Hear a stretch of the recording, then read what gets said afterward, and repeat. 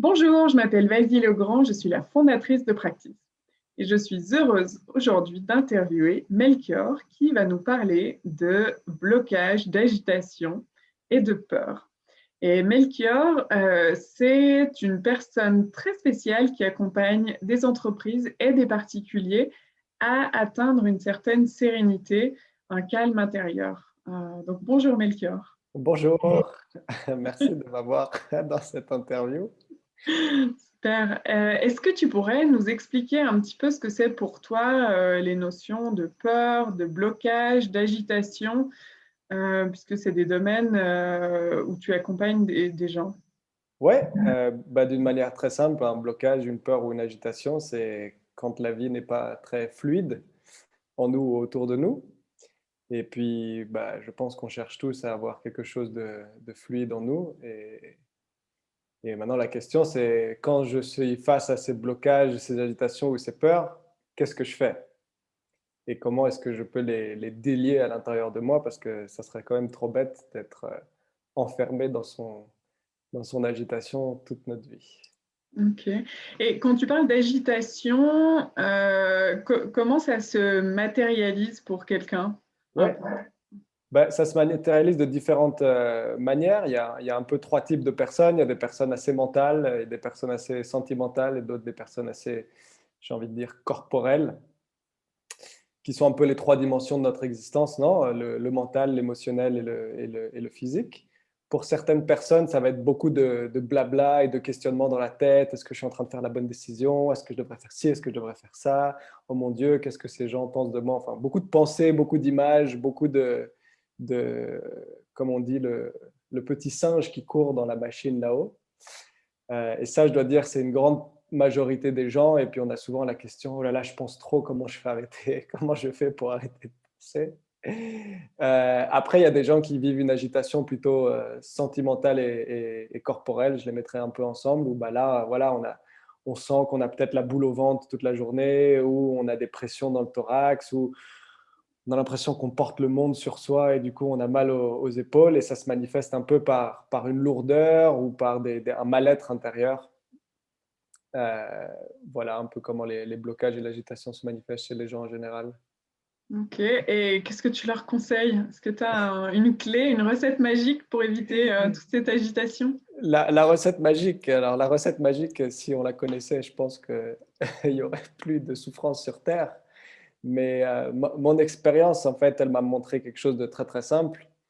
Alors, j'ai pas du tout inventé la roue, j'ai juste suivi un peu ce que les sages ou les maîtres ont dit pendant des siècles et des siècles, qu'au final, tout ce qui se passe, ça se passe à l'intérieur de nous. Et que donc, si on veut trouver comment débloquer un blocage ou transformer une souffrance, eh ben, il faut aller chercher en nous comment la débloquer plutôt que d'essayer de la régler à l'extérieur, comme la plupart du temps les gens font. C'est-à-dire, si j'ai un problème, j'ai cette tendance à vouloir changer ce qui se passe dehors au lieu de vouloir le changer à l'intérieur de moi.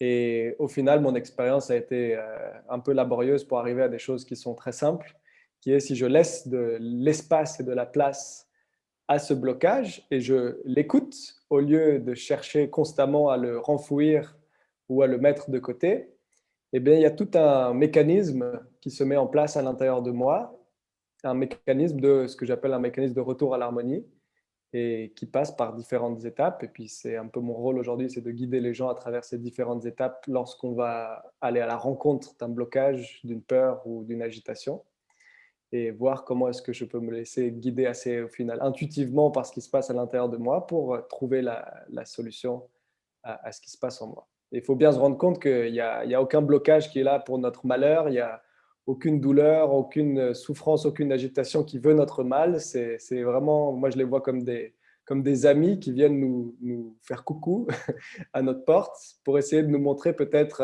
une manière différente de penser, une manière différente d'agir, une manière différente de se comporter pour être dans quelque chose de plus fluide. OK, merci. Ce que j'entends aussi, c'est que tu arrives à porter un autre regard sur toutes ces difficultés, ces blocages, vraiment, un regard, je ne sais pas si on pourrait dire bienveillant ou d'acceptation vraiment très profonde. Et il y a une chose qui m'a marquée dans une de nos discussions et ça a changé un peu mon regard, c'est que j'avais compris qu'il fallait accepter les événements, enfin qu'il y avait une notion d'acceptation, et je pensais que c'était accepter l'événement qui venait à nous, ou voilà, les faits. Mais en fait, j'ai compris dans une discussion avec toi qu'il faut aussi accepter toutes ces émotions qui sont liées à un événement un peu désagréable. Ouais, bah, je vais raconter une petite anecdote. Une fois, j'étais en retraite avec, avec des Écossais qui avaient tous des vies bien, bien compliquées et bien, bien lourdes. Et souvent, un exercice que je fais en retraite, c'est demander aux gens qu'est-ce qui nous amène du bonheur, qu'est-ce qui nous amène du malheur et comment on y réagit. Et puis, bah, souvent, quand les gens que j'ai me disent, bah voilà, leur souci du quotidien, c'est l'imprimante qui marche pas, le boss qui les énerve. Là, j'avais des gens qui me disaient, bon, bah, les viols que j'ai reçus, les suicides qui se sont passés dans ma famille, dans des choses bien lourdes. Et puis, bah là, je peux pas leur dire, il faut accepter les choses telles qu'elles sont. Mais en fait, c'est pas tant accepter les événements extérieurs, c'est accepter la manière dont nous, on y réagit et accepter, bah oui, que peut-être ça nous rend triste, oui, peut-être ça nous énerve, oui, peut-être en gros toute cette réaction qu'on a à l'intérieur de nous, qu'on a tendance à vouloir éviter. Là-dessus, on peut faire un travail parce que clairement, il y a des choses à l'extérieur de nous qui sont inacceptables. Et puis, heureusement, parce que si on acceptait tout, bah, on vivrait un peu dans un monde anarchique. Et puis, c'est pas très rigolo à voir. Mais il faut bien se rendre compte qu'à l'intérieur de nous, on a une liberté qui est totale en nous. Et c'est là-dessus qu'il faut pouvoir jouer. Notre cerveau, il peut et il a le droit de penser à tout ce qu'il veut. Ça ne veut pas dire forcément qu'il va le mettre en action. Nos émotions, elles ont droit d'exister aussi bien celles qui sont très sombres comme celles qui sont très joyeuses. Et elles ont toutes quelque chose à nous apporter. Et les sensations physiques, c'est la même chose. C'est juste qu'on a une grande peur de lier l'extérieur à l'intérieur et de se dire, oh mon Dieu, si je pense ça, ça veut dire que je ne suis pas une bonne personne ou je ne sais pas qu'est-ce qu'on peut se faire comme conclusion. Ce n'est pas parce qu'on le pense que c'est la vérité. Et ce n'est pas parce qu'on le sent que ça va forcément se manifester. Ça marche, merci. Et donc, tu accompagnes des individus et également des collectifs, c'est ce que j'ai compris de ton expérience en Écosse. Et c'est ce que tu nous proposes aussi à travers un atelier via Practice. Donc, c'est un atelier pour 6 personnes, je crois. Et est-ce que tu peux nous dire un petit peu comment ça se passe, avec quel blocage ou agitation on peut venir à cet atelier? Alors, c'est une très bonne question. On peut venir avec n'importe quel blocage ou agitation ou même aucun. Au final, dans notre vie, je ne pense pas qu'il y ait quelqu'un qui soit dans une fluidité absolue. Sinon, ça serait déjà un Bouddha. Donc, on a tous des petites choses qui nous agitent, qui nous frustrent, etc. Donc, on peut venir avec des choses du quotidien comme avec des choses plus profondes, mais souvent en groupe, mon expérience, c'est qu'on ne souffre pas forcément sur tous les traumatismes de notre vie. Mais vraiment, l'idée de cet atelier, c'est de comprendre qu'en fait, il y a une sorte de mécanisme commun de déliage des blocages, peu importe la situation, que ce soit une petite frustration ou un gros traumatisme dans notre vie, la manière dont les blocages vont se délier, mon expérience m'a montré que c'est toujours la même chose.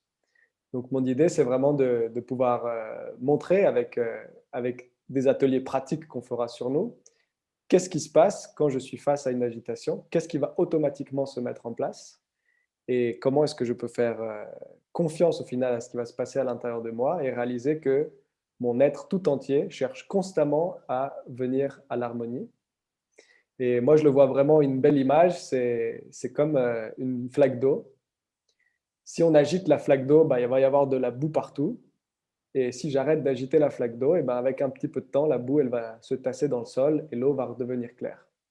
Et c'est un peu la même chose qu'on fait quand on accueille nos blocages. C'est OK, c'est quoi la boue, toute la boue qui s'agite? Qu'est-ce qui se passe si j'arrête de l'agiter et je la laisse faire? Et ben tout seul, elle va se tasser et la clarté, elle va revenir. Wow, c'est une belle image, merci beaucoup, ça me parle bien.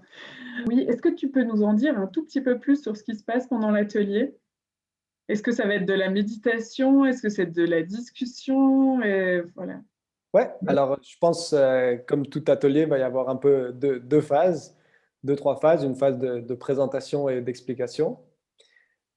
Une phase où chacun va un peu expliquer à travers quoi, ou, enfin, ou sur quel type de blocage il aimerait travailler.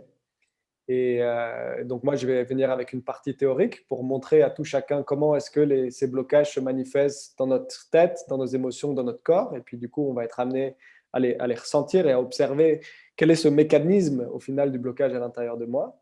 Et après, il y aura une partie pratique où bah, là, ça ressemble, si on veut appeler ça de la méditation, enfin, moi, j'appelle juste ça tourner son regard à l'intérieur de soi. Et là, donc, il y aura toute une pratique là-dessus sur voir, tiens, OK, qu'est-ce qui se passe si maintenant je laisse de l'espace à ce blocage et qu'est-ce qui va se passer? Donc, c'est un peu une combinaison des deux. Je n'ai pas de structure rigide et toute définie parce que chaque atelier est très, très différent, chaque moment est très différent. Donc, bien sûr, on improvise sur le moment, mais toute la boîte à outils est là et on tirera les bons tiroirs au bon moment. Excellent. Bon, bah, ça a l'air génial, j'aimerais bien participer. Tu es la bienvenue. Bien. Est-ce qu'il y a autre chose que tu aimerais partager avec nous aujourd'hui, soit un bon conseil, une pratique, quelque chose comme ça? Oui, bah, un bon conseil que j'ai à partager, c'est le conseil le plus simple au monde, c'est passer du temps avec vous parce que au final, il y a rien d'autre à faire que passer du temps avec soi et c'est comme ça qu'on apprend et ça vient vraiment de quelque chose de tout simple, c'est de réaliser que, bah, toute notre expérience de vie, elle se passe là-dedans. Tout ce qu'on sent, tout ce qu'on vit, tout ce qu'on pense, ça se passe toujours là-dedans et malheureusement, on passe, les 99 de notre temps dehors. À regarder tout ce qui se passe, à se perdre dans nos téléphones, dans nos préoccupations, dans toutes nos choses. Et si on veut capter un peu le fonctionnement, bah, c'est là, on l'a à disposition 24 heures sur 24. Donc, passez du temps avec vous et vous découvrirez un tas de choses très intéressantes. Mmh. Ça paraît si simple. En théorie, c'est très très simple, hein. En pratique, être tout seul avec soi, c'est bah, ça veut dire aller à la rencontre de soi et puis, bah, tout ce qu'on ne veut pas voir et qu'on est devenu très fort à éviter et bah, il est toujours là, hein. C'est on peut le fuir, mais il nous poursuit. Bon, bah, écoute, je pense que c'est un très bon mot de la fin, donc passer du temps avec soi. Et donc, bah, j'invite ceux qui sont intéressés à participer à l'atelier ou à aller visiter ta page directement, Impulsion. On mettra les liens en bas de la vidéo. Donc, merci beaucoup, beaucoup pour ce temps. Ça fait, c'est juste agréable d'avoir des échanges avec toi. À chaque fois, tu sèmes des petites graines et tu ouvres des petites portes de conscience. Donc, merci beaucoup. Bah, Et puis, merci je me à toi, réjouis d'un atelier. À bientôt. à bientôt.